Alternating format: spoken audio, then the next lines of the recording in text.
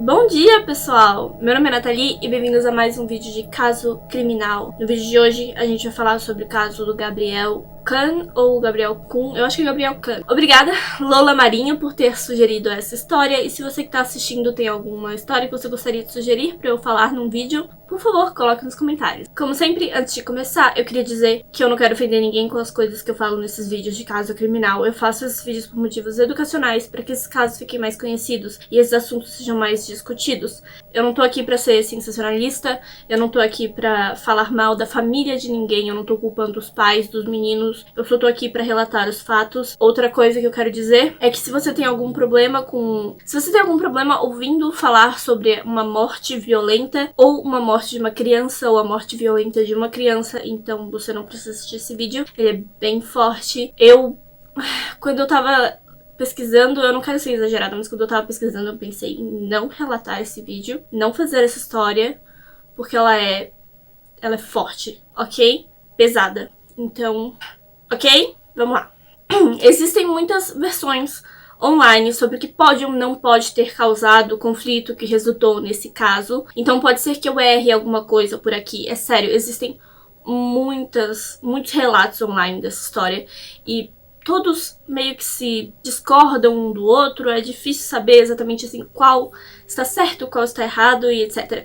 Então, se eu estiver falando alguma coisa errada, vocês podem me corrigir nos comentários. O Gabriel Khan nasceu em 1995 em Blumenau, Santa Catarina. Ele era conhecido por ser um bom menino, um bom aluno, e ele respeitava os mais velhos. Ele também era muito educado, muito gentil. Onde ele morava, ele tinha um amigo de longa data chamado Daniel, que também era seu vizinho. Tanto o Gabriel quanto o seu irmão adoravam brincar com o Daniel. Daniel Felipe Petri nasceu em 1991, também em Blumenau, Santa Catarina. Durante a infância, o Daniel sempre foi um menino agressivo e todo mundo sabia que ele tinha uma atitude mais rebelde, mais violenta. Todo mundo que conhecia ele já percebia isso nele. Ele era o tipo de criança que reagia com agressividade a qualquer coisa. Os pais dele tentavam fazer com que ele conseguisse alguma terapia, alguma ajuda psiquiátrica, mas ele sempre abandonava os tratamentos e eventualmente o Daniel abandonou a escola. E os pais sentiram que isso até poderia ser bom, sabe? Eles poderiam cuidar dele em casa, ele não causaria mais problemas fora de casa, eles poderiam controlá-lo em casa. Os pais do Gabriel, que era o mais novo,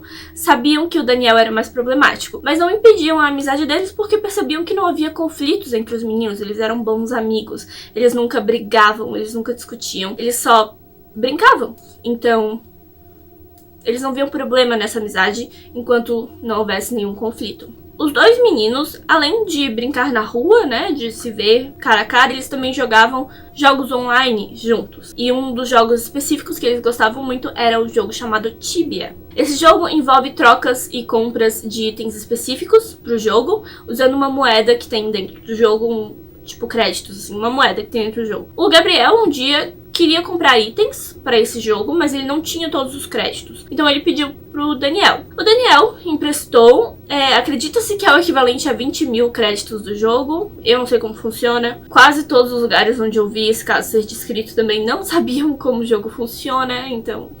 Um tempo depois o Daniel começou a cobrar, então. Ele queria esse crédito de volta, essas moedas do jogo de volta. E o Gabriel não tinha. O Gabriel não tinha esse dinheiro, ele não tinha como devolver. E ele demorou pra devolver, ele simplesmente não estava devolvendo. Por isso o Daniel se irritou. Os meninos discutiram pelo chat do jogo e a briga só foi piorando, a ponto dele ameaçar o Gabriel.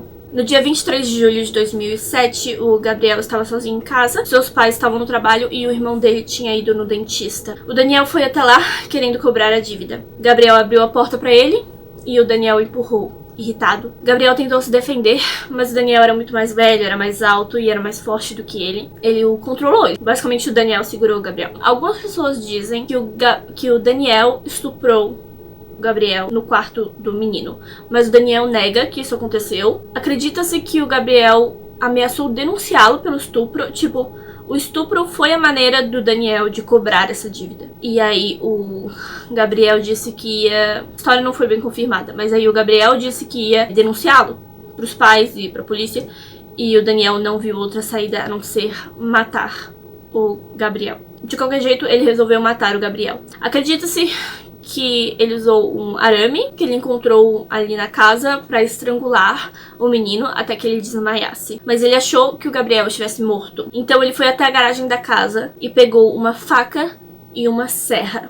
Ele planejava se livrar do corpo, mas o Gabriel não tinha morrido ainda. Ele retornou até o lugar onde o Gabriel estava desmaiado e começou a cortar as pernas do garoto.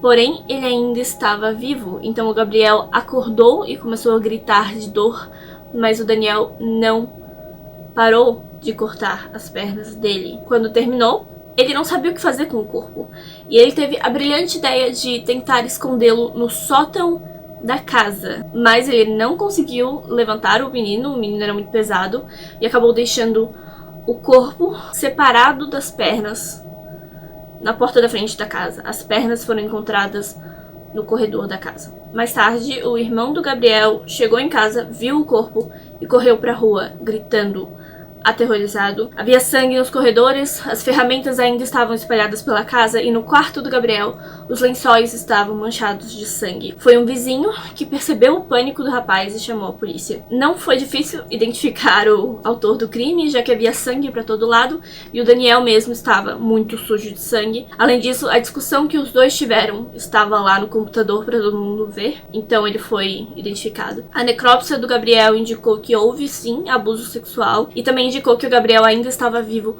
quando as suas pernas foram removidas. A causa da morte foi trauma e perda de sangue.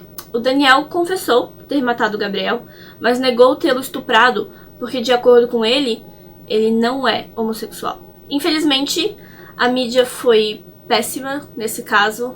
Algo deu errado, as imagens vazaram e eu tive a péssima sorte de ver essas imagens. Eu não queria. Então, se as imagens desse vídeo são péssimas, eu só consegui 2 fotos horríveis dos 2 meninos, porque o Google tá cheio das imagens do crime e eu não tava afim de ver essas imagens. E eu vi. Como ele tinha apenas 16 anos, o Daniel foi ouvido pela promotora da infância e juventude e foi enviado provisoriamente a um centro de delinquentes juvenis, onde ele cumpriu 3 anos de prisão. O resto do processo ocorreu em sigilo, segredo de justiça, e não se sabe mais o que aconteceu com ele, não se sabe onde ele está até hoje. E isso me deixa bem preocupada. Não vou negar. Mas é isso, pessoal. Essa é a história de hoje. Ficou bem curtinha, porque é uma história... essa história, ele confessou, não tem muito, né? É isso. Muito obrigada por assistirem até aqui. Se você gosta desse tipo de conteúdo, mistérios, casos criminais, se inscreve no meu canal, eu tenho esses vídeos todos os dias e eu vejo vocês no próximo vídeo. Tchau!